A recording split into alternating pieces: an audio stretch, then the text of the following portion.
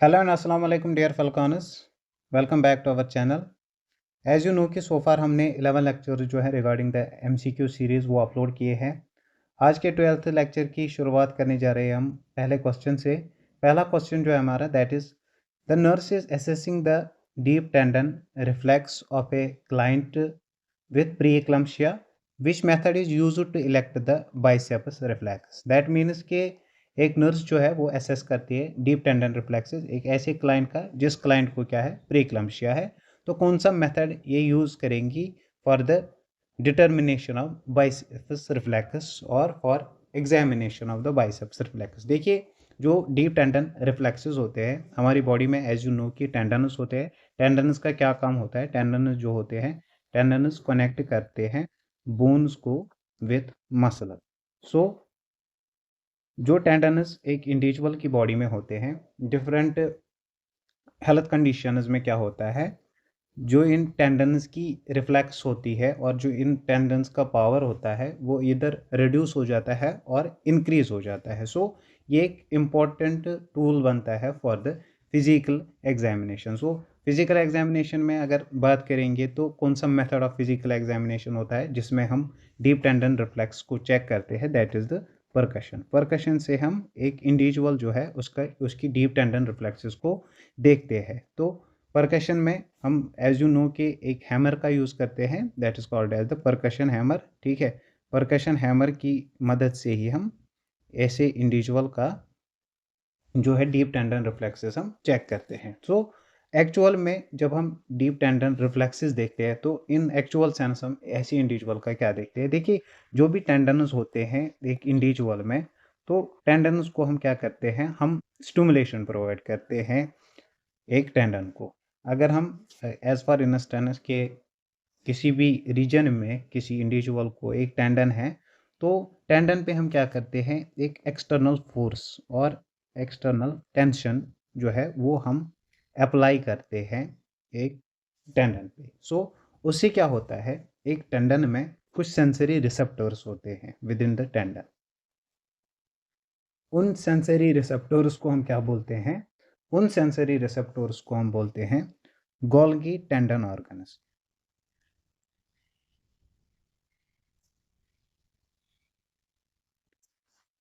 वो जो है because of this external tension और because of this external stimulation जो है वो स्टिमुलेट हो जाते हैं और वी कैन से कि वो डिपोलराइज हो जाते हैं। और जब ये डिपोलराइज हो जाते हैं वहाँ से जो है एक इलेक्ट्रिकल इम्पल्स और वी कैन से कि एक नर्व इम्पल्स जो है वो इनिशिएट हो जाती है और चली जाती है within the spinal cord और central nervous system. So summarise में अगर हम देखेंगे तो हम ऐसा बोल सकते हैं कि जब हम किसी इंडिविजुअल के टेंडन को स्टिमुलेट करते हैं वहाँ से एक नर्व इम्पल्स जनरेट हो जाती है, वो स्पाइनल कॉर्ड में जाती है और सेंट्रल नर्वस सिस्टम में जाती है। तो उससे हमें क्या पता चलता है कि ये जो इंडिविजुअल है इसका जो नर्वस सिस्टम का पाथवे है वेदर जो एफेरेंट न्यूरॉन्स है और इफेरेंट न्यूरॉन्स है और जो साइनेप्सिस वगैरह है within the spinal cord whether इनकी जो कम्युनिकेशन है ये प्रॉपर है कि नहीं है, वेदर जो इलेक्ट्रिकल इम्पल्स ट्रांसमिशन हो रही है ये सही से हो रही है कि नहीं हो रही है। यही पर्पस होता है कि एक इंडिविजुअल को हम डीप टेंडन रिफ्लेक्सेस चेक करते हैं। अब क्या सीन हो सकता है कि जब हम एक इंडिविजुअल का डीप टेंडन रिफ्लेक्सेस अगर हम किसी इंडिविजुअल के देखेंगे different types of deep tendon reflexes होते हैं। जो मेजर डीप टेंडन रिफ्लेक्सेस होते हैं लाइक के बाइसेप्स रिफ्लेक्स होता है that is the deep tendon reflex या ब्रैकियोरेडियलिस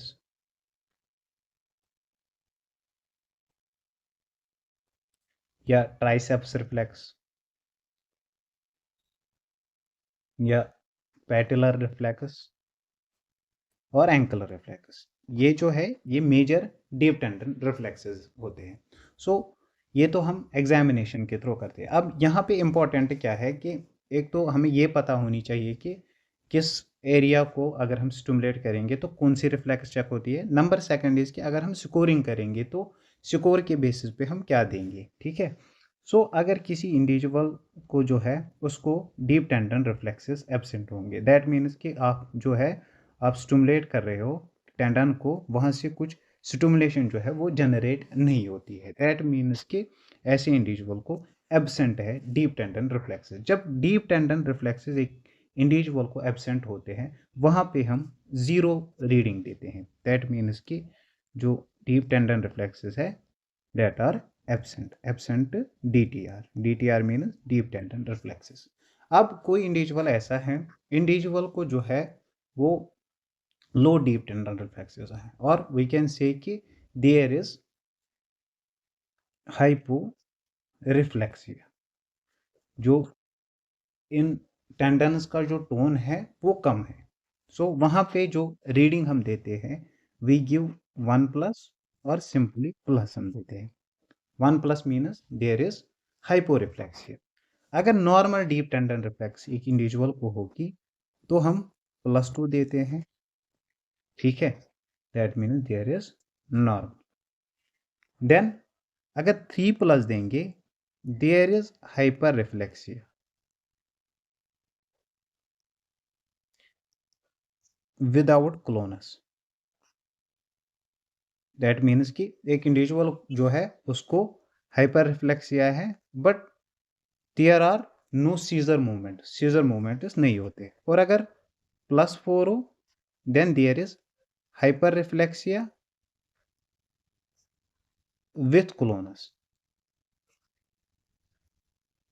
ये इंपॉर्टेंट है ये डेटा। सो अगर 0 होगा that means deep tendon reflexes absent है, हाइपो रिफ्लेक्सिया है तो 1+ और simply plus, normal 2+, 3+ means hyper reflexia without GLONASS and 4+ means hyper reflexia with GLONASS.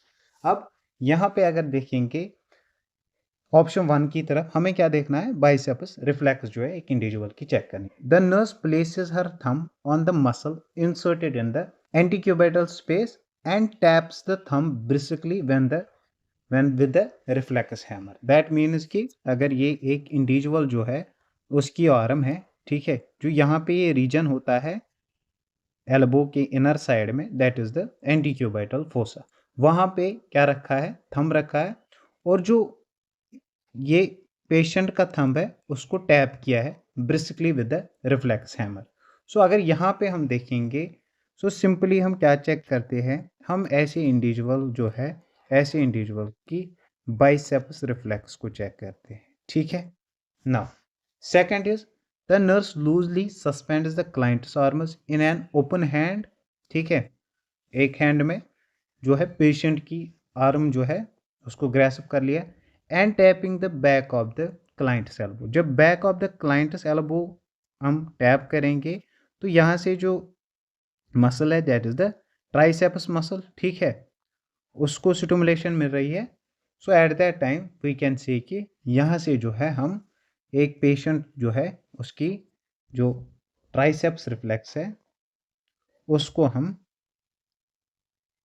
Check कर रहे हैं। Then instructs the client to dangle her legs as the nurse strikes the area below the patella, ठीक है, with the blunt side of the reflex hammer। अब patellar region और knee region को check कर रहे हैं। सो सिंपली क्या देखते हैं हम, patellar reflex यहाँ पे देखते हैं।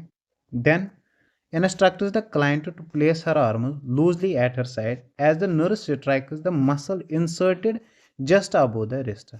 रिस्ट से अब जो मसल इंसर्टेड है वहाँ पे अब क्या कर रहा है, पेशेंट जो है उसको टैप कर रहे हैं। सो हम सिंपली क्या देख रहे हैं, हम देख रहे हैं brachioradialis reflex. So biceps reflex को देखने के लिए जो सही मेथड है that is the first one. Then a primary gravida with diabetes is admitted to the labour and delivery unit at 34 weeks of gestation which doctor order should the nurse question, ठीक है। एक primary gravida है that means वो have conceived for the first time, ठीक है, उसको diabetes है और एडमिट हुई है in the labour and delivery unit at 34 weeks of gestation. That means कि जो बेबी होगा वो अभी टर्म को नहीं पहुंचा होगा, right. Term age is 37 to 42 और वी कैन से कि जो प्रेगनेंसी है वो अभी टर्म नहीं है। Then which doctor order should the nurse question, कौन सा डॉक्टर का ऑर्डर जो है वो एक नर्स जो है वो क्वेश्चन करेगी। और वी कैन से कि वो हम एक्सपेक्ट ही नहीं करेंगे कि डॉक्टर ऐसी प्रेस्क्रिप्शन लिख सकता है। Number first is magnesium sulphate, ठीक है, मैग्नीशियम सल्फेट का भी हम पूरा डिस्कस कर लेंगे। देखिए जो मैग्नीशियम सल्फेट है, मैग्नीशियम सल्फेट एक्ट करता है एज टोकोलिटिक एजेंट, ठीक है, और वी कैन से कि ये एक्ट करता है एज यूट्राइन रिलैक्सेंट। सो अगर इस गेस्टेशनल एज में इस फीमेल को लेबर स्टार्ट हुआ, देन एट दैट टाइम उसको प्रिवेंट करने के लिए मैग्नीशियम सल्फेट हम दे सकते हैं। सो मैग्नीशियम सल्फेट इज एक्सेप्टेबल, ठीक है, ये एडमिनिस्टर कर सकते हैं। देन ब्रीथाइन 10 माइक्रोग्राम आईवी, ठीक। सो ब्रीथाइन क्या होता है? ब्रीथाइन इज टर्बिटोलिन। जो टर्बिटोलिन है लाइक सॉल्ब्यूटामॉल, ठीक है, this is alpha adrenergic agonist.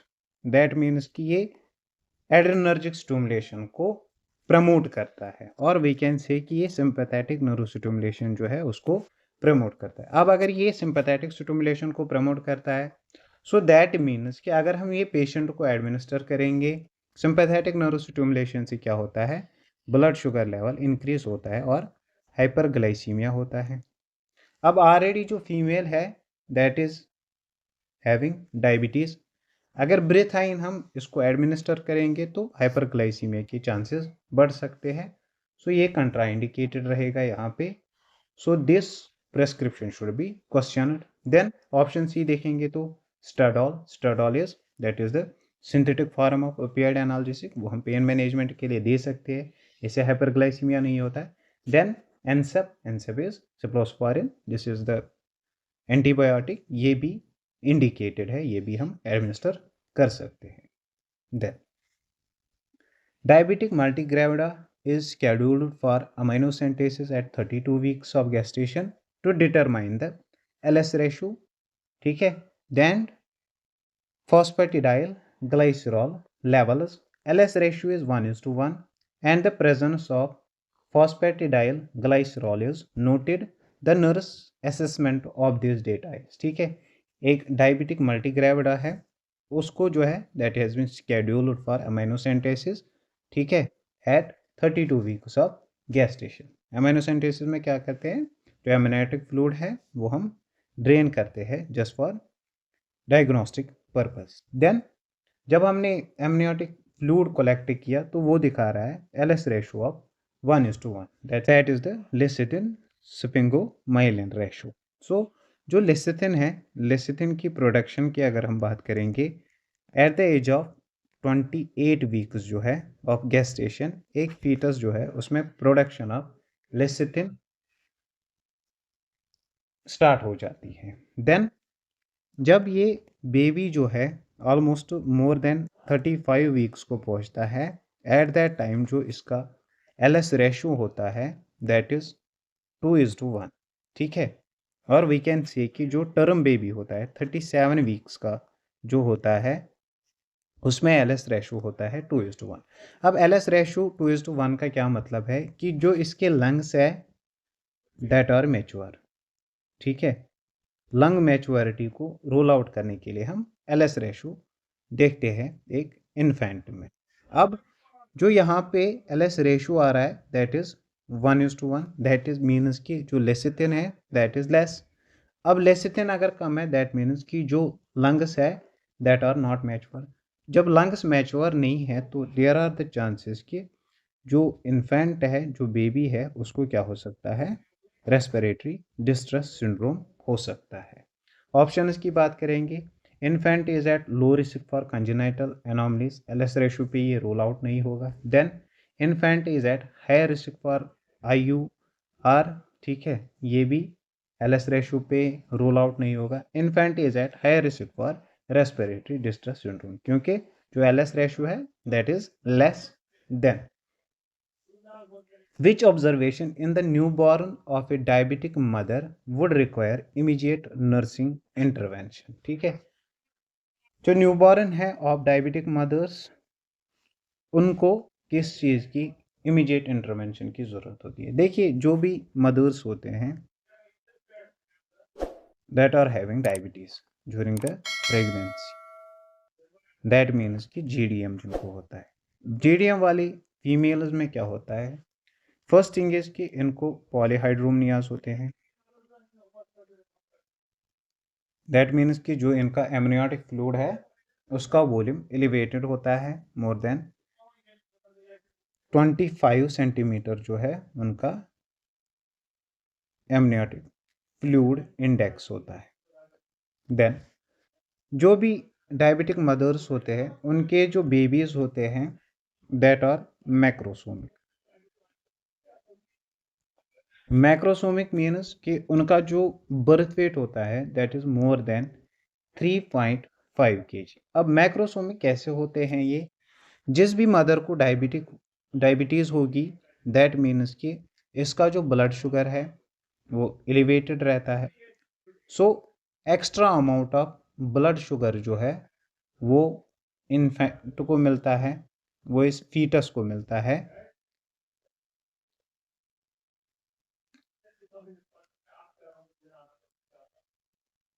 During pregnancy. अब प्रेगनेंसी में इसको एक्स्ट्रा अमाउंट ऑफ जो है ब्लड शुगर मिलता है, ठीक है। सो जो शुगर होता है extra sugar that gets converted into fats, और फैट से क्या होता है इसका जो बर्थ वेट है वो और जो फीटस है इसका जो वेट है वो एलिवेट हो जाता है, वो इंक्रीज हो जाता है। नाउ अब अगर ये बेबी जो होते हैं मैक्रोसोमिक और क्या होते हैं दैट आर पोस्ट मैच्योर और पोस्ट टर्म होते हैं, दैट मीन्स कि ये यूजुअली बॉर्न करते हैं more than 42 weeks of gestation plus जो ये बेबीज होते हैं that are born to the diabetic mothers that are large for gestational age. That means कि जो ग्रोथ चार्ट है जब उस पर देखते हैं डिविएशन परसेंटाइल में दैट इज मोर देन 90%, ठीक है। सो डायबिटिक मदर्स के जो बेबीज होते हैं दैट आर मैक्रोसोमिक। मैक्रोसोमिक क्यों होते हैं और क्या होते हैं, पोस्ट मैच्योर होते हैं plus large for gestational as होते हैं। देन अब अगर ये पोस्ट मैच्योर है और पोस्ट टर्म है सो इनमें चांसेस होते हैं कि जो आरबीसीज होंगे इनके दैट विल बी मोर, जो आरबीसीज होते हैं इनके दैट विल बी मोर। अब आरबीसीज क्यों ज़्यादा है इनमें, क्योंकि जब इस बच्चे की जो है एज बढ़ गई है, इसका जो वेट बढ़ गया है, there is more demand of oxygen and nutrients. To compensate that इसको क्या होता है आरबीसीज की प्रोडक्शन ज़्यादा होती है, सो देयर इज पॉलीसाइथीमिया। अब अगर ऐसे बेबीज में पॉलीसाइथीमिया होता है, आरबीसीज ज़्यादा है, तो चांसेस है कि ये जो एक्सेसिव आरबीसीज होते हैं इनके ब्रेकडाउन के भी चांसेस ज़्यादा होते हैं, सो देयर इज हाइपर बिलिरुबिनीमिया। क्योंकि जब आरबीसीज ब्रेकडाउन होते हैं वहाँ से बिलिरुबिन सिक्रीशन होती है। देन एक और चीज़, जो भी डायबिटिक मदर्स के बेबीज होते हैं इनको हाइपोकैल्सीमिया होता है, दैट आर हैविंग हाइपोकैल्सीमिया। अब क्या होता है जब भी एक बेबी जो है वो बॉर्न करता है from the diabetic mother, so during the intrauterine period, और वी कैन से कि जो जब भी ये बच्चा माँ के पेट में होता है तो इसको डेली बेसिस पे जो है एक्स्ट्रा अमाउंट ऑफ ग्लूकोज मिलता है। सो ऑब्वियस सी बात है अब अगर इसको एक्स्ट्रा अमाउंट ऑफ ग्लूकोज निकलता है दैट मीन्स कि जो इंसुलिन होता है बेबी के बॉडी से उसकी जो प्रोडक्शन है वो भी डेली बेसिस पे ज़्यादा होती है। अब जब ये बेबी बॉर्न होता है जो मैटरनल ग्लूकोज मिलता था फ्रॉम द प्लेसेंटा, इसकी जो है अब सप्लाई बंद हो चुकी है। नाउ अब ग्लूकोज अगर बंद हो गया लेकिन इस इंसुलिन को डाउन होने के लिए और वी कैन से कि नॉर्मलाइज होने के लिए ऑलमोस्ट 1 आवर का टाइम लगता है। अब यहाँ से ग्लूकोज की कंसंट्रेशन कम मिल रही है लेकिन यहाँ से जो है इंसुलिन अभी जो इन्फेंट है न्यूबॉर्न है उसकी बॉडी में ज़्यादा है, so there are the chances कि जो बच्चा है उसको हाइपोग्लाइसीमिक होगा after the birth. That means कि जो बेबीज होते हैं of diabetic mother that are more prone to develop the hypoglycaemia. अब अगर बेबी में हाइपोग्लाइसीमिया हो गया तो वहाँ पे क्या हो सकता है, कब हम बोलते हैं कि बेबी को है और न्यू बॉर्न और इन्फेंट को हाइपोग्लाइसीमिया है, when blood sugar is less then 45 grams पर डेसीलीटर ऑफ द ब्लड, तब जाके हम बोलेंगे कि ये जो बेबी है, ये जो न्यू बॉर्न है, इसको हाइपोग्लाइसीमिया हुआ। और जब हाइपोग्लाइसीमिया होता है, वेदर अडल्ट हो या न्यू बॉर्न हो, तो क्या साइनस होते हैं, मोस्टली डायफोरेसिस होती है, ठीक है, इसको कोल्ड स्वेटिंग होती है, पसीना आता है, then blurred vision usually adults में ये एग्जिस्ट होता है, ठीक है, then there is palpitation and there are jitters. Jitters means कि ये जो इन्फेंट होता है ये कांपने लगता है। सो अगर ऑप्शन की बात करेंगे, अब क्वेश्चन में क्या पूछा जा रहा है कि कौन सी ऑब्जर्वेशन है जहाँ पे हमें इमीडिएट नर्सिंग इंटरवेंशन की ज़रूरत है। Crying can be normal response, whether के बच्चा जो है प्री टर्म होगा और पोस्ट टर्म होगा। वेकफुलनेस, ये भी नॉर्मल रेस्पॉन्स होगा। देन जिटरिंग जो है ये सजेस्ट करेगा कि बच्चे को क्या हुआ है, हाइपोग्लाइसीमिया हुआ है। Then nurse is caring for a client receiving intravenous magnesium sulfate must closely observe for side effects associated with the drug therapy and expected side effect of magnesium sulfate is। देखिए magnesium sulphate की बात जब आती है, जो magnesium sulphate है वो gynaecology में जो है वाइडली यूज होता है and in some other conditions as well. Magnesium sulphate की बात करेंगे, जो मैग्नीशियम होता है, magnesium is second most abundant intracellular cation. अगर इंट्रासेल्यूलर कैटायन की बात करेंगे, सबसे ज़्यादा जो होता है दैट इज द पोटेशियम, और सेकंड जो होता है दैट इज द मैग्नीशियम। अब किसी भी इंडिविजुअल को इन डिफरेंट कंडीशंस हम एडमिनिस्टर करते हैं मैग्नीशियम सल्फेट। तो मैग्नीशियम सल्फेट क्या करता है, देखिए ये एक इंडिविजुअल जो है, एक इंडिविजुअल की सेल है, इनसाइड द सेल क्या है, there is magnesium, for outside the cell क्या है, देयर इज द कैल्शियम। अब क्या है कि किसी भी इंडिविजुअल जो है उसको हमने मैग्नीशियम सल्फेट एडमिनिस्टर किया, ठीक है। सो अराउंड द सेल क्या होता है, मैग्नीशियम सल्फेट जो है इसकी कंसंट्रेशन बढ़ जाती है। अब अगर आउटसाइड द सेल इसकी कंसंट्रेशन बढ़ गई, सो जब ये सेल जो है, अगर ये मसल लेंगे हम कोई, जब ये मसल सेल कंट्रैक्ट करना चाहेगी तो ऑब्वियसली इसको क्या करना है, मैग्नीशियम को बाहर छोड़ना है, और कैल्शियम जो है, कैल्शियम का क्या करना है, इनफ्लक्स करना है।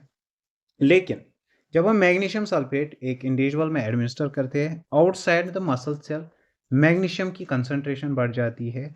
सो मैग्नीशियम जो है वो बाहर नहीं आता है। जब मैग्नीशियम बाहर नहीं आता है, जो कैल्शियम है, कैल्शियम अंदर नहीं जाता है। सो रिजल्ट क्या होता है, जो ये मसल सेल होती है, मसल सेल की कंट्रैक्शन नहीं होती।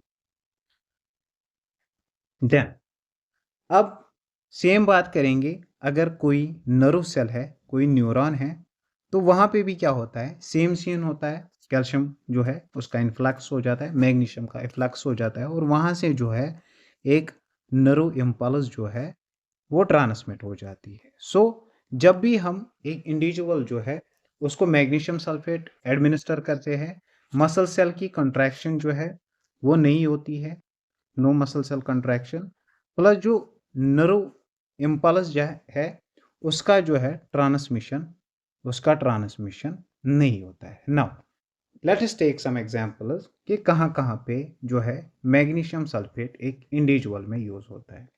मोस्टली अगर हम बात करते हैं कि अगर किसी प्रेग्नेंट फीमेल जो है उसको क्या होगा, या तो सीवियर प्री इक्लम्सिया होगा और इक्लम्सिया होगा, वहां पे जो है ड्रग ऑफ चॉइस क्या बनता है, मैग्नीशियम सल्फेट। क्यों, क्योंकि सीवियर प्री इक्लेम्पशिया में और इक्लेम्पशिया में क्या होते हैं, सीजर्स होते हैं और कन्वल्शंस होते हैं। सीजर्स में क्या होता है और कन्वल्शंस में होता है, जो इलेक्ट्रिकल स्टिमुलेशंस होते हैं वो कंटिन्यूअसली चलते हैं। सो जब हम मैग्नीशियम सल्फेट एडमिनिस्टर करेंगे, ये कंटिन्यूअस इम्पल्सेस का चलना स्टॉप हो जाता है, तो सीजर एक्टिविटी जो है इस फीमेल को वो स्टॉप हो जाती है। सेकंड थिंग इज कि अगर कोई फीमेल है और कोई क्लाइंट है, क्लाइंट को क्या है, client is having pre term labour, ठीक है। सो टर्म से जो है, टर्म से पहले लेबर स्टार्ट हुआ है। प्री टर्म लेबर में क्या होता है, जो यूट्राइन कंट्रैक्शंस है, यूट्राइन कंट्रैक्शंस को मैग्नीशियम सल्फेट इनहिबिट करता है। कैसे इनहिबिट करता है, क्योंकि ये मसल की कंट्रैक्शन को होने नहीं देता है, इनफ्लक्स ऑफ कैल्शियम नहीं होने देता है। उससे क्या होता है, जो प्री टर्म लेबर में कंट्रैक्शंस होते हैं वो कंट्रैक्शंस प्रिवेंट हो जाते हैं, और वी कैन से कि ये वहाँ पे एक्ट करता है एज टोकोलिटिक एजेंट और यूट्राइन रिलैक्सेंट। उससे प्री टर्म लेबर प्रिवेंट होता है एक फीमेल में। देन जो मैग्नीशियम सल्फेट होता है, मैग्नीशियम सल्फेट कार्डियोवैस्कुलर सिस्टम में भी हम यूज़ करते हैं, कार्डियोवैस्कुलर डिसऑर्डर्स में भी हम ये यूज़ करते हैं। अगर एक इंडिविजुअल जो है, इंडिविजुअल को हाइपोमैग्नीशीमिया हुआ, हाइपोमैग्नीशीमिया में भी हम मेक यूज़ करते हैं ऑफ मैग्नीशियम सल्फेट, क्योंकि जब हाइपोमैग्नीशिमिया होता है वहाँ पे इंडिविजुअल को जो है एरिदीमियाज होते हैं, यूजुअली वेंट्रिकुलर टैकिकार्डिया होता है, उसको स्टॉप करने के लिए हम एडमिनिस्टर करते हैं magnesium sulphate.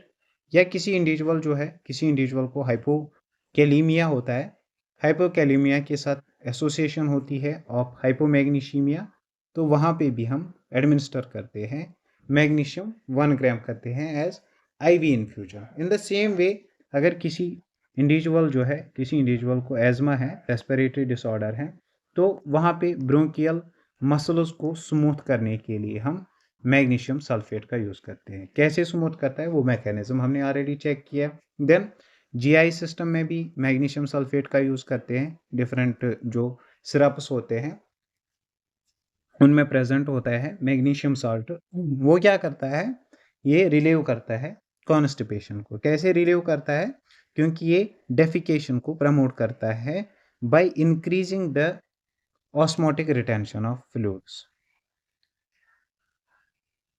Retention of fluids. जब फ्लूइड्स जो है जीआई ट्रैक्ट में रिटेन होते हैं, ठीक है, एब्जॉर्ब नहीं होते हैं इन द सिस्टमिक सर्कुलेशन, उससे क्या होता है, ये जो है प्रमोट करते हैं डेफिकेशन को और रिलीव करते हैं constipation.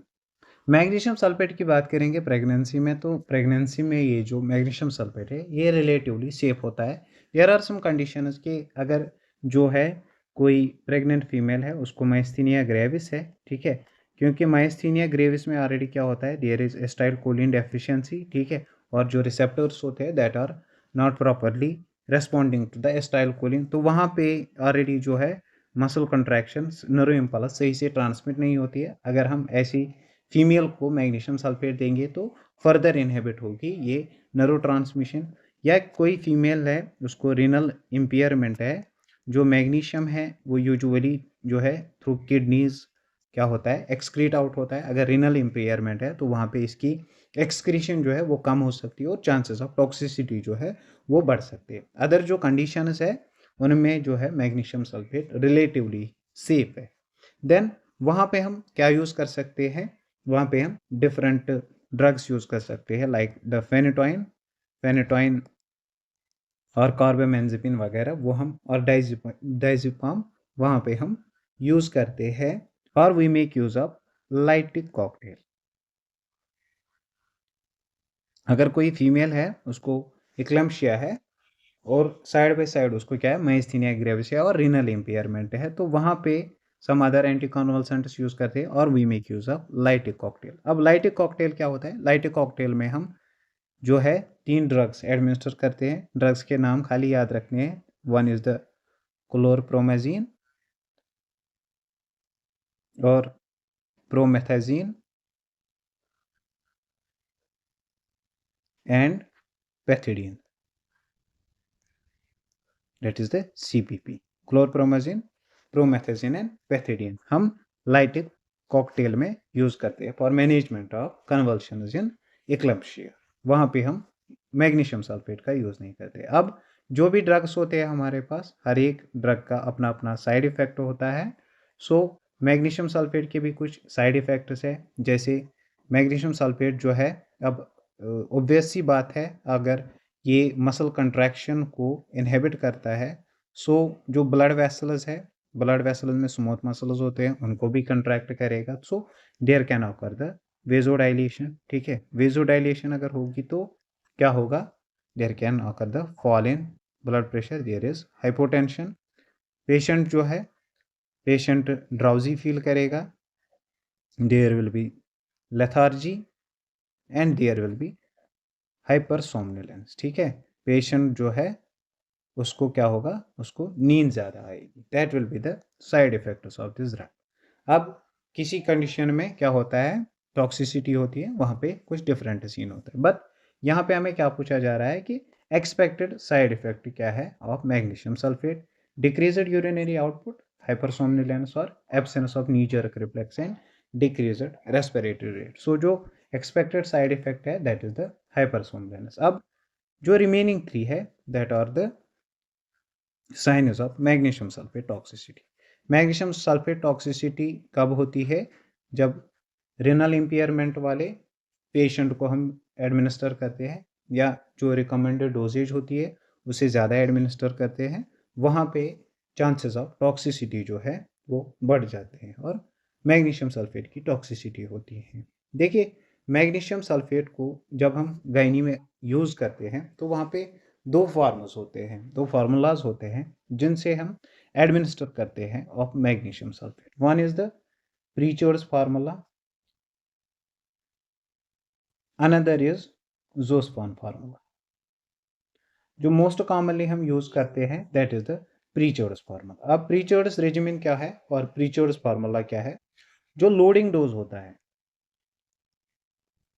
Loading dose of magnesium sulphate, वो हम देते हैं 4 ग्राम्स 20% सोल्यूशन। आईवी देते हैं over 3 to 5 minutes, followed by 10 grams 50% solution. ये देते हैं deep IM in each बटैक, each बटैक में 5-5 mg।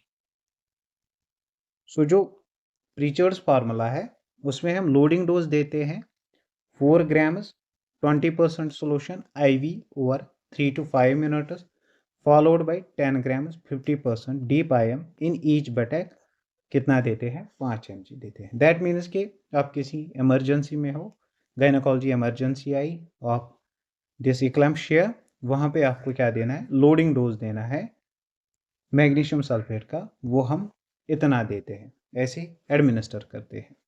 और मेंटेनेंस पे डोजिंग जो है वो चेंज होती है। अब प्रिपेयर कैसे करना है, इतना अमाउंट 4 ग्राम्स ऑफ 20% सोल्यूशन और 10 ग्राम्स ऑफ 50%। देखिए, अगर हम मैग्नीशियम सल्फेट जो है उसका एक एम्प्यूल लेंगे, एक एम्प्यूल जो है उसमें 2 ml होते हैं और 1 ग्राम होता है, दैट मीन्स 50%। क्योंकि 50% क्यों है, क्योंकि अगर 2 ml में 1 ग्राम है दैट मीन्स कि 1 ml में 0.5 ग्राम है, वही हुआ 50%। अब हमें क्या बनाना है, 4 ग्राम्स बनाने हैं बट 20% सोल्यूशन बनाना है। सो अगर 4 ग्राम्स हमें लेने हैं that means we have to take 4 ampoules और 8 ml लेने हैं हमें, 8 ml of this magnesium sulphate. ठीक, अब ये 8 ml जो है इनको 12 ml नॉर्मल सलाइन से जो है वो डाइल्यूट करना है। ठीक है, दैट मीन्स कि जो अब हमारा फाइनल सोल्यूशन बना है दैट इज 20 ml। और 20 ml में कितने हैं, 4 ग्राम्स, 20/4। ठीक है, 4/20। सो अगर हमें 4 ग्राम्स देने हैं as IV in the concentration of 20%, so हमें 8 ml लेना है ऑफ मैग्नीशियम सल्फेट 4 एम्प्यूल्स और 12 ml लेने हैं उसमें नॉर्मल सलाइन, वो हमें IV देना है। देन जो 10 ग्राम्स है वो एज सच देने हैं विदाउट डाइल्यूशन, 5 ग्राम्स देने हैं इन ईच बटेट। और मेंटेनेंस पे क्या करना है हमें, मेंटेनेंस पे हमें 5 ग्राम्स देने हैं, सेम 50% सॉल्यूशन एवरी 4 आवरली इन alternate बटेक्स। ये बनता है preachers regimen for magnesium sulphate. अब जोस्पान में क्या देते हैं, जोस्पान अगर याद भी नहीं रखोगे वो इंपॉर्टेंट नहीं है, बट प्रीचर्स जो है रेजिमेन वो आपको याद रखना है। एक तो एग्जाम में भी पूछते हैं और डेली बेसिस पे आपको ये काम भी आता है। जोस्पान में हम 4 to 6 ग्राम देते हैं IV slow work 15 to 20 minutes, ठीक है। इन्फ्यूजन देते हैं और मेंटेनेंस पे 1 to 2 ग्राम्स देते हैं पर आवर IV इन्फ्यूजन। और जो है पेशेंट्स को एज सच जो इक्लम्सिया के पेशेंट्स होते हैं, कन्वल्शंस के पेशेंट होते हैं, वो इस डोजेज पे जो है वो मैनेज हो जाते हैं।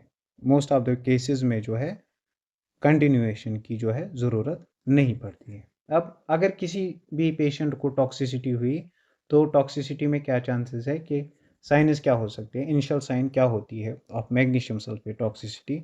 सबसे पहले as I already told you कि ये जो है न्यूरो इम्पल्स को हिंडर करता है, न्यूरो ट्रांसमिशन को इनहिबिट करता है। सो अगर नी जर्क रिफ्लेक्सेस की हम बात करेंगे और डीप टेंडन रिफ्लेक्सेस की,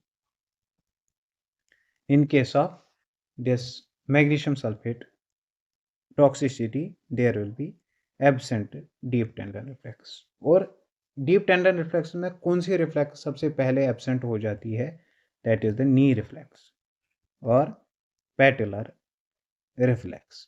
ये इनिशियल साइन होती है of magnesium sulphate toxicity. Then respiratory rate जो है वो फॉल हो जाती है बिलो 12 और जो यूरिन आउटपुट है that falls below 30 ml per hour. ये इंडिकेट करते हैं मैग्नीशियम सल्फेट की टॉक्सिसिटी को। Plus there is chest pain and there occurs the heart block. So अगर मैग्नीशियम सल्फेट जो है उसकी टॉक्सिसिटी में यूरिन आउटपुट रिड्यूस हो जाता है, सो जो भी पेशेंट होगा ऑन मैग्नीशियम सल्फेट उसको हमें इंडेवलिंग कैथेटर लगाना है और जो यूरिन आउटपुट है वो आवरली हमें मॉनिटर करना है। यहाँ से क्वेश्चन पूछे जा सकता है, ठीक है। सो ये सारी चीज़ें हमें माइंड में रखनी है ना। अगर मैग्नीशियम सल्फेट जो है इसकी टॉक्सिसिटी हो गई तो इंटरवेंशंस क्या होंगे। सबसे पहले हमें क्या करना है, स्टॉप करना है administration of this magnesium sulphate. Then जो सीरम मैग्नीशियम है प्लस क्रिएटिनिन उसकी लेवल्स जो है वो मॉनिटर करें, ठीक है। मैग्नीशियम लेवल्स मॉनिटर करेंगे, उससे पता चलेगा हमें कि ब्लड में कितनी मैग्नीशियम की लेवल है। प्लस क्रिएटिनिन लेवल देखेंगे तो वहाँ पे पता चलेगा कि किडनी डैमेज कितना हुआ है। देन इंजेक्ट करना है कैल्शियम ग्लूकोनेट, कैल्शियम ग्लूकोनेट 10%, ठीक है, और 10 ml IV देंगे ऐसे पेशेंट को। सो जो एंटीडोट बनता है of magnesium sulphate that is the calcium gluconate. यहाँ पे right option is option B, expected side effect. Client has elected to have epidural anaesthesia to relieve labour pain. Labour pain को reduce करने के लिए हमने patient को क्या दिया, एपिड्यूरल एनेस्थीसिया दिया। Then if the client experiences hypotension, अगर पेशेंट जो है उसको हाइपोटेंशन हो गया, देन द नर्स वुड। देखिए जब भी हम किसी पेशेंट को, और यहाँ पे अब क्या है लेबर में एक फीमेल है, उसको अगर हम एपिड्यूरल एनेस्थीसिया देंगे तो देयर आर द चांसेस कि जो ब्लड प्रेशर है उसका वो फॉल हो सकता है। जब भी एपिड्यूरल एनेस्थीसिया से हाइपोटेंशन होता है तो वहाँ पे हमारी रेस्पॉन्सिबिलिटी क्या बनती है, सबसे पहले जो है लेफ्ट लेटरल पोजीशन देनी है। वंस लेफ्ट लेटरल पोजीशन दी, ठीक है, एपिड्यूरल एनेस्थीसिया है, एक्टिव लेबर में है। अगर हाइपोटेंशन है तो there can occur the circulation compromise to the foetus, ठीक है। सो फॉर दैट पर्पज हमें लेफ्ट लेटरल पोजीशन देनी है। देन ऑक्सीजन जो है वो एडमिनिस्टर करना है, ऑक्सीजन एडमिनिस्टर करना है by face mask. After that हमें क्या करना है, आफ्टर दैट आईवी फ्लूइड्स जो है वो इधर स्टार्ट करने हैं। अगर ऑलरेडी स्टार्टेड हुए हैं तो जो रेट है उनकी वो जाके हमें इंक्रीज करनी है। अब ऑप्शंस की बात करेंगे, प्लेस हर इन ट्रांसलेटर्स पोजीशन। देखिए अगर यहाँ पे हमने क्या दिया है, एपिड्यूरल एनेस्थीसिया दिया है। अब अगर एपिड्यूरल एनेस्थीसिया मिला है इसको, अगर हम ट्रांसलेटर्स पोजीशन देंगे तो ऑब्वियस सी बात है ये जो एनेस्थीसिया दिया है हमने इसको, this will start descending upwards, ठीक है। जो ड्रग है ये मूव करेगा अपवर्ड्स और देयर आर द चांसेस कि ये जो ड्रग है ये ब्रेन में एंटर होगा। वहाँ पे जो है जो रेस्पिरेटरी सिस्टम है, रेस्पिरेटरी सिस्टम को डिप्रेस कर सकता है। So that can pose threat to the female. So Trendelenburg's position नहीं देनी है। Decrease the rate of IV infusion, ठीक है। हाइपोटेंशन है तो रेट को डिक्रीज नहीं करना है, इंक्रीज करना है। Administer oxygen per nasal cannula, nasal cannula से नहीं बल्कि फेस मास्क से देना है। Then increase the rate of IV infusion, that means कि आईवी इन्फ्यूजन चल रहा है उसकी जो रेट है वो हमें इंक्रीज करनी है। Now a client has cancer of the pancreas, the nurse should be most concerned about which nursing diagnosis। अब क्लाइंट जो है उसको क्या है, पेनक्रियाज का कैंसर है। देखिए पेनक्रियाटिक कैंसर की बात करेंगे, अगर यहाँ पे हम एक आर्बिट्ररी स्ट्रक्चर डालेंगे, पेनक्रियाज जो है इस प्रकार का होता है। सो जो मोस्ट ऑफ द कैंसर्स होते हैं, ऑलमोस्ट 75% जो कैंसर्स होते हैं वो पेनक्रियाज के, this is the head region, ठीक है। पेनक्रियाटिक हेड को 70% ऑफ कैंसर्स होते हैं, जो रिमेनिंग 25% है वो टेल को होते हैं। देन जो पेनक्रियाटिक कैंसर होता है, पेनक्रियाटिक कैंसर यूजुअली मेल्स में ज़्यादा होता है एज कम्पेयर टू फीमेल्स, और जो स्मोकर्स होते हैं स्मोकर्स में more chances of development of this pancreatic cancer होते हैं। अब पैनक्रियाटिक कैंसर की बात करेंगे। जो पैनक्रियाटिक कैंसर होता है एक्चुअली ये एक जीन होता है, that gene is called as the KRAS gene. KRAS gene जो होता है वो क्रोमोसोम नंबर 9 पे प्रेजेंट होता है। इसकी जब म्यूटेशन होती है that leads to the pancreatic cancer, ठीक है। तो पैनक्रियाटिक कैंसर्स जो है वो हेड रीजन में डेवलप होते हैं, यूजुअली मेल्स में, स्मोकर्स में। और जो केरास जीन होता है एट क्रोमोसोम नंबर 9, जब उसकी म्यूटेशन हो जाती है that leads to the pancreatic cancer. अब डिफरेंट टाइप्स ऑफ कार्सिनोमास होते हैं, डिफरेंट टाइप्स ऑफ कैंसर्स होते हैं एक ही ऑर्गन के। अगर पैनक्रियाटिक कैंसर की बात करेंगे, there can be cystadenocarcinoma या फिर एस्नार सेल कार्सिनोमा होगा, या तो किसी इंडिविजुअल में होता है पेरिएम्पुलरी एडिनोकार्सिनोमा। डिफरेंट टाइप्स होते हैं, बट जो मोस्ट ऑफ द केसेस होते हैं, मोस्ट कॉमन आपको याद रखना है, जो डक्ट सेल एडिनोकार्सिनोमा होता है, duct cell adenocarcinoma is most common type होता है of pancreatic cancer, duct cell adenocarcinoma. और जो मार्कर होता है of this pancreatic cancer that is CA19-9। Different types of tumours में डिफरेंट ट्यूमर मार्कर्स होते हैं। जो पैनक्रियाटिक कैंसर होता है उसमें जो ट्यूमर मार्कर होता है दैट इज CA19-9। अब किसी इंडिविजुअल जो है, किसी इंडिविजुअल को पैनक्रियाटिक कार्सिनोमा होगा तो ऐसी इंडिविजुअल में क्या हो सकता है, देयर कैन बी नॉसिया होगा, वॉमिटिंग होगी, और there will be the abdominal pain, ठीक है। प्लस जो पैनक्रियाज होता है this is the exocrine part that aids in the digestion, ठीक है। जो प्रोटीन्स होते हैं और जो फैट्स होते हैं और जो कार्ब्स होते हैं उनकी डाइजेशन करता है। सो अगर इसमें ट्यूमर डेवलप हुआ, न्यूट्रिएंट्स की डाइजेशन नहीं होगी, वो एब्जॉर्ब नहीं होगी, so there is the weight loss और there is nutritional imbalance. Manage कैसे करते हैं अगर किसी भी पेशेंट को जो है पैनक्रियाटिक कार्सिनोमा होगा, या तो ऐसे इंडिविजुअल को जो है रेडियोथेरेपी देते हैं या कीमोथेरेपी देते हैं और इन एडिशन देते हैं। रेडियोथेरेपी में यूजुअली हम एक्सटर्नल बीम रेडिएशंस भी देते हैं और इंटरनल बीम रेडिएशन, ब्रेकीथेरेपी भी देते हैं और टेलीथेरेपी भी देते हैं। जो मोस्टली सब्सटेंसेस यूज़ करते हैं radio active substances for this radiation therapy, जैसे आयोडीन का यूज़ करते हैं हम, आयोडीन 125, या इरिडियम का यूज़ करते हैं।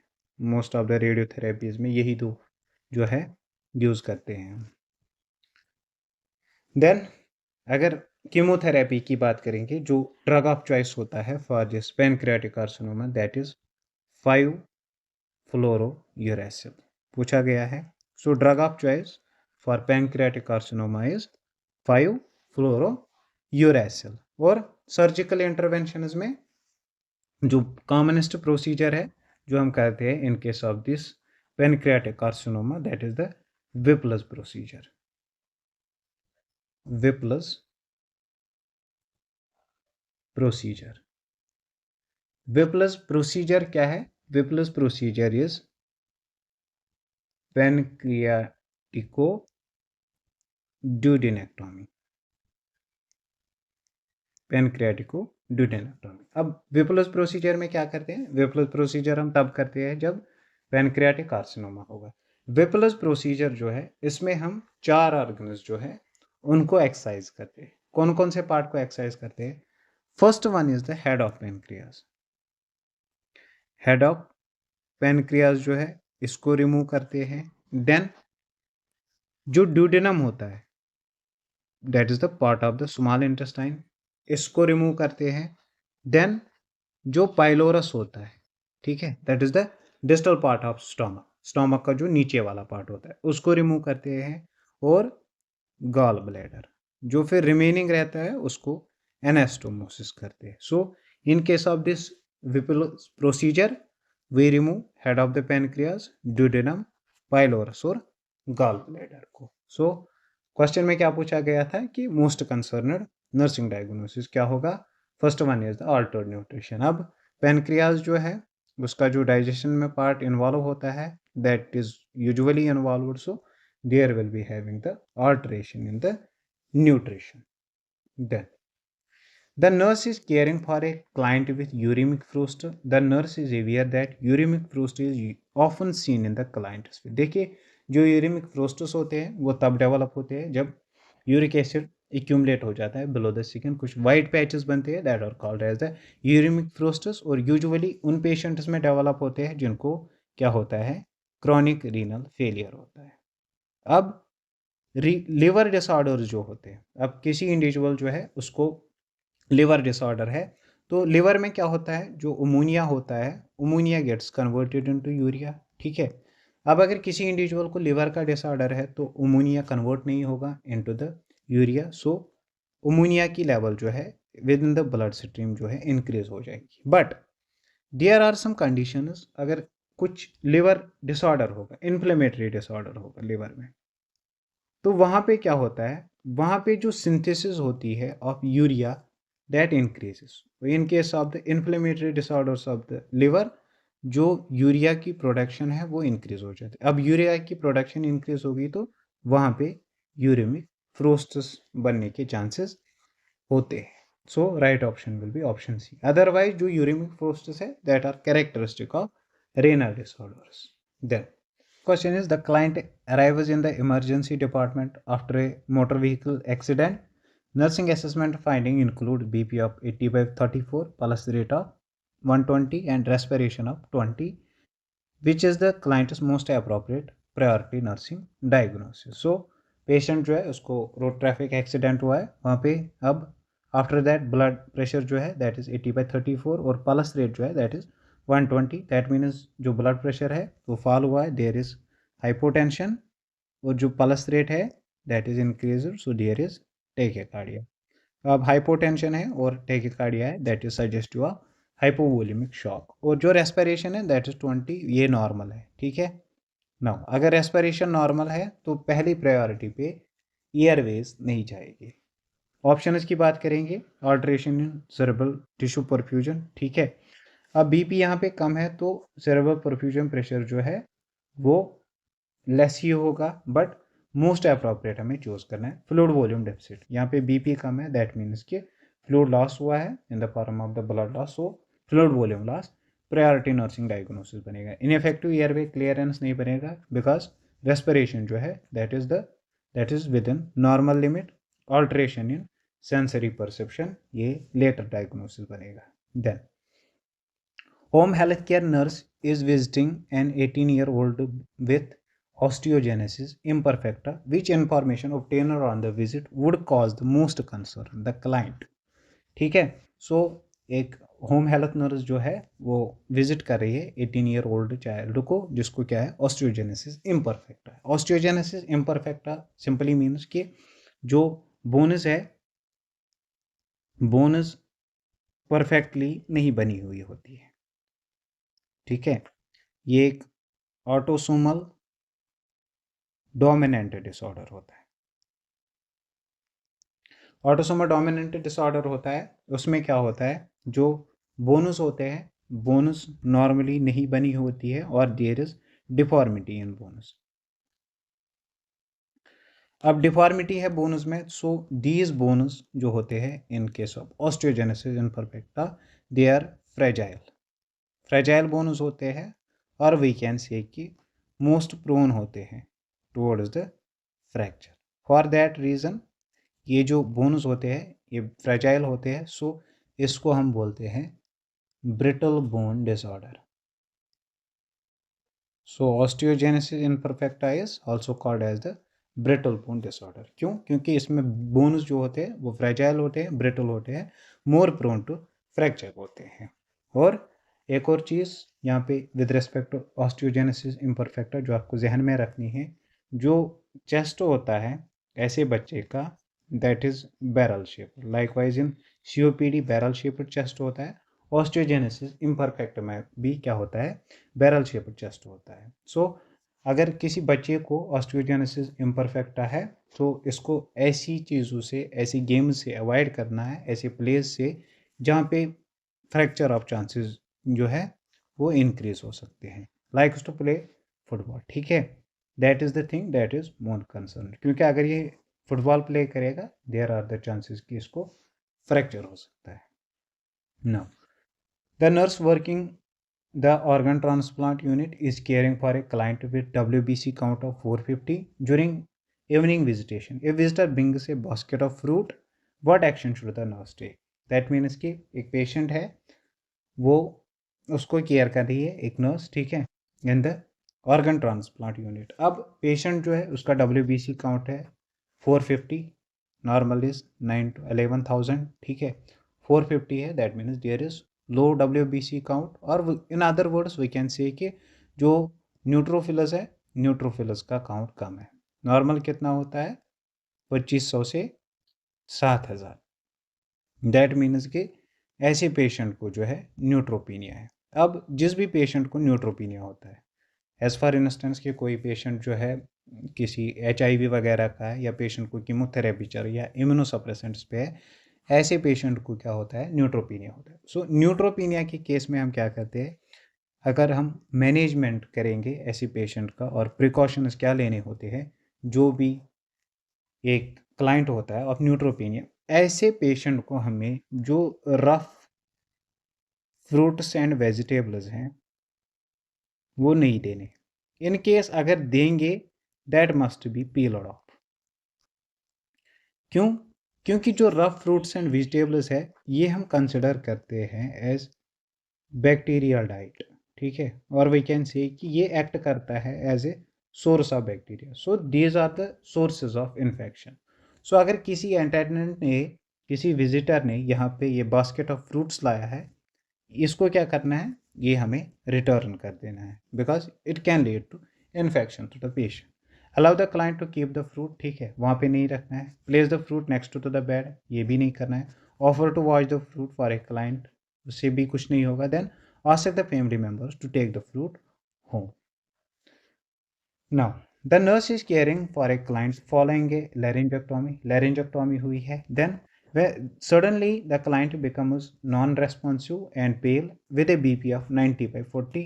Initial nursing action will be BP fall हुआ है पेशेंट का, सो वैसी बात है बीपी को इंक्रीज करने के लिए हमें क्या करना है, पेशेंट को आईवी फ्लूइड चलाना है। Place the client in Trendelenburg position, ठीक है, ट्रांडनबर्ग पोजिशन पे नहीं रखेंगे। Then increase the infusion of normal saline, normal saline already चल रहा है तो इसकी जो रेट है वो हमें बढ़ानी है। एडमिनिस्टर एट्रोफिन इंट्रावेनसली, ब्रेडिकार्डिया नहीं है, ऑब्वियस सी बात है यहाँ पे टैकिकार्डिया होगा। Then move the emergency cot to the bedside, लेकिन पहले क्या करना है हमें, पहले जो है नॉर्मल सलाइन की रेट बढ़ानी है सो दैट कि बीपी जो है वो नॉर्मलाइज हो जाए। The client is admitted 2 days earlier with a lung resection, accidentally pulls off the chest tube, which action by the nurse indicates understanding of the management of the chest tube.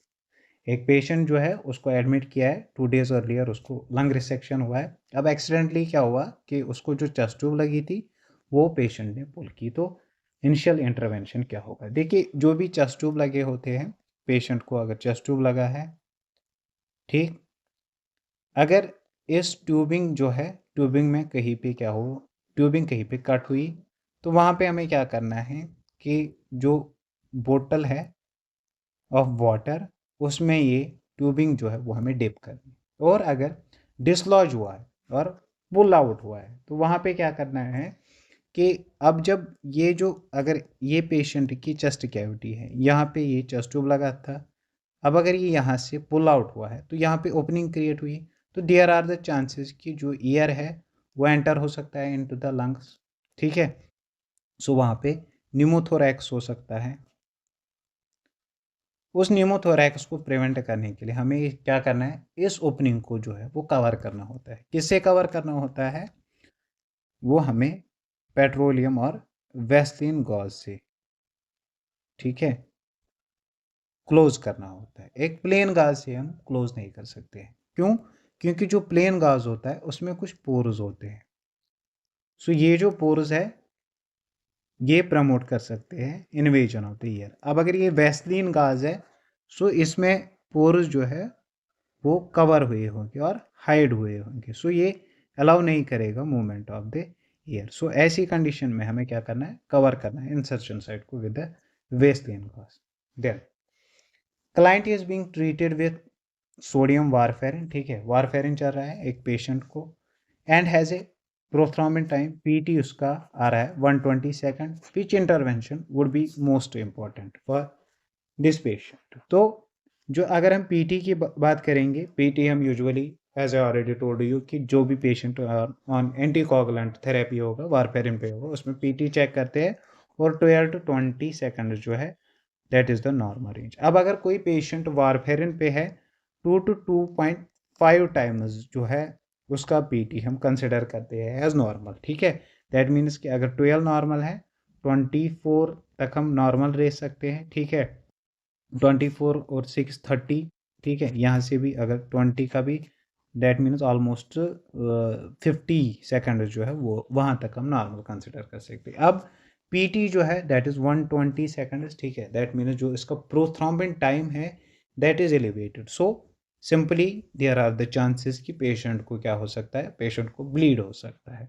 Assess for signs of abnormal bleeding, वहाँ पे हमें assess करना है। Anticipate and increase in the Coumadin dosages, ठीक है, अगर increase करेंगे doses तो पीटी और ज़्यादा बढ़ेगा, चांसेस ऑफ ब्लीड ज़्यादा और होंगे। Instruct the client regarding the drug therapy, instructions यहाँ पे हमें प्रोवाइड नहीं करने, इंटरवेंशन लेना है। Increase the frequency of neurological assessment, ठीक है, तो न्यूरोलॉजिकल असेसमेंट हम लेटर ऑन कर सकते हैं, क्योंकि अगर ब्रेन में ब्लीड हुआ तो देयर आर द चांसेस कि इसको कुछ न्यूरोलॉजिकल डेफिसिट हो सकता है। बट इमीडिएट बेसिस पे हमें क्या करना है, एसेस करना है for signs of abnormal bleeding.